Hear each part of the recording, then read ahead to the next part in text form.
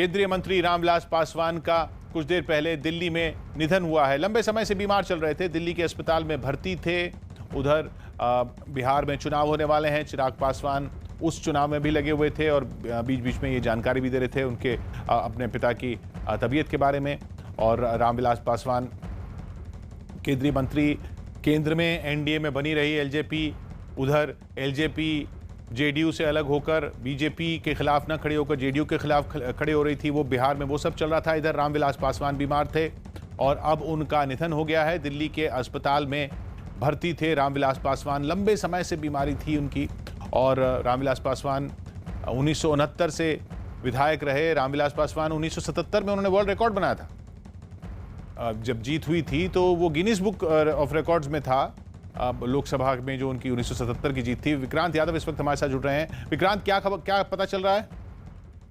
देखिए, जो जानकारी अभी मिली है, किशोर उनके पुत्र ने ट्वीट करके जानकारी दी चिराग पासवान ने कि पिता का निधन हो गया है। तो निश्चित तौर पर काफी समय से बीमार चल रहे थे रामविलास पासवान। लगातार उनकी सेहत को लेकर के चिंता जताई जा रही थी। पिछले दिनों भी प्रधानमंत्री, गृह मंत्री जब चिराग पासवान ने अलग होने का फैसला किया था बिहार चुनाव के मद्देनजर, उसके बावजूद सभी ने बात करके चिराग को बाकायदा फोन किया था प्रधानमंत्री की तरफ से कि किसी भी तरह की जरूरत हो या कोई स्वास्थ्य संबंधी जरूरत हो तो सरकार पूरी मदद करेगी। हर तरह की जो भी जरूरत अगर हो तो उसमें मुहैया करवाया जाएगा। लेकिन अभी जो खबर आ रही है बेहद ही दुखदायी, क्योंकि रामविलास पासवान बेहद ही कहा जा सकता है कि सौम्य शालीन राजनेताओं की जो पीढ़ी थी, 1969 में वो पहली बार विधायक बने और उसके बाद से लगातार संसद, विधानसभा और संसद में उनका आना जाना लगा रहा। लोकदल जब उन्होंने ज्वाइन किया था 1974 में और उसके फिर वो महासचिव भी बने थे।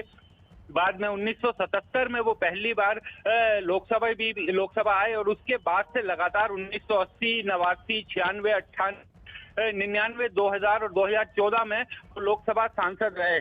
इस समय हालांकि वो राज्यसभा सांसद थे और पिछले काफी दिनों से जब उनका स्वास्थ्य के आधार पर ही उन्होंने केंद्रीय मंत्री पार्टी बेटे को दे दी थी, चिराग पासवान को अध्यक्ष बना दिया था कि काम का जो बोझ है उसे थोड़ा कम करते हुए पार्टी के संचालन की सारी जिम्मेदारी अपने बेटे को दे दी थी।